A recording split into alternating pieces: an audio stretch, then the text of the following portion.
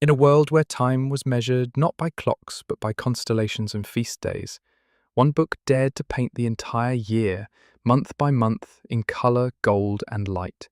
A manuscript of impossible beauty, a calendar of days that shimmer like dreams. But it stopped short. Just before the year could be complete, the brush fell still. This is the story of Les Très Riches Heures du Duc de Berry, the masterpiece that dared to capture time, and the mystery of the months that never came.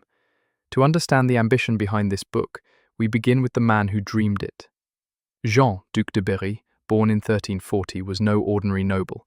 He was the son of King John II of France, the brother of Charles V, and uncle to Charles VI. But more than titles, he was a collector of wonders, a patron of the arts whose hunger for beauty knew no bounds. The Duke commissioned more illuminated manuscripts than any other man in France. He was immensely wealthy, his power drawn from vast lands, collected taxes, and his role as Lieutenant General du Languedoc. But wealth to him was not just for politics, it was for the page, for ink and pigment and gold leaf. And when he imagined a book of hours more magnificent than any that had come before, he turned to three young brothers from the north, Hermann, Paul, and Johann Limbourg, Netherlandish painters trained in the courts of Paris and Burgundy. They were barely out of their teens when they began the work, but their talent? Breathtaking. Miniature painters, yes, but there was nothing small about their vision. They captured courtly luxury and peasant toil with equal care. They painted light as if it had weight, shadows that shifted with the seasons, skies that breathed. Les Très Riches Heures would become their magnum opus. A devotional book, yes, but also a calendar, a cosmology, a window into a year in medieval France. The work began around 1412. It was to be a complete calendar, 12 months, each illustrated with lavish detail. But fate intervened. In 1416, the unthinkable happened. The Duke and all three brothers died within months of one another. The likely cause? The plague sweeping through France once again, and so the manuscript, so close to completion, was left unfinished. The brushstrokes froze, the pages fell silent. Here are the months they left us. Manuary, a courtly feast beneath golden canopies. Peasants warming by the fire, snow blanketing the fields. Ploughing and pruning, the land preparing to wake. Nobles betrothed in blooming gardens. Elegant riders in green parading through the forest. Haymaking beneath a brilliant sky. Sheep shearing, the rhythm of summer work. Septanists, grape harvest, vines heavy with fruit. Sowing grain before winter returns. But three are missing, or only faintly begun. August. Three absences, three silences in an otherwise lyrical year. And that silence tells its own story. Decades passed. Then, sometime between 1485 and 1489, another artist stepped in. His name was Jean Colomb, and he was skilled, but his hand lacked the magic of the Limbourgs. His lines are stiffer, the light less alive, the harmony slightly broken.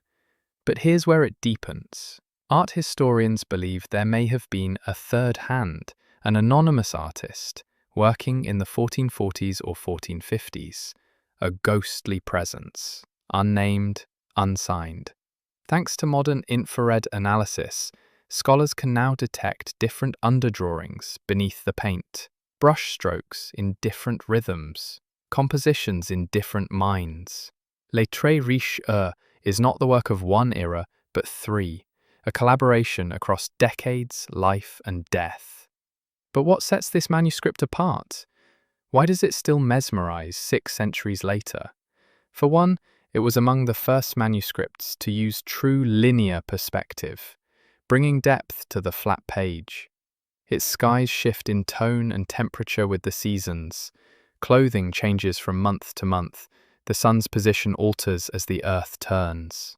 It celebrates not just the noble, but the everyday, ploughmen, shepherds, and lovers alike. And its colours?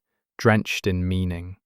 The deep blues are made from crushed lapis lazuli imported from Afghanistan, at the time more expensive than gold. Gilded halos and stars shimmer across the pages. This was more than illustration. It was a visual theology of time. The manuscript was created in Bourges, France, at the Duke's court. Today, it resides in the Musée Condé at Chantilly, just north of Paris. It is one of the most treasured books in existence, so delicate, so rare, that it is no longer on regular display. But thanks to high-resolution digitization, the pages can now be seen by anyone, anywhere. A private treasure made public once more. What began as a perfect calendar of the year became something deeper, a portrait of impermanence. Les Très Riches Heures reminds us that no wealth can buy time, that even the richest, most beautiful visions can be interrupted, that sometimes the masterpiece is unfinished by design, but oh, how close they came.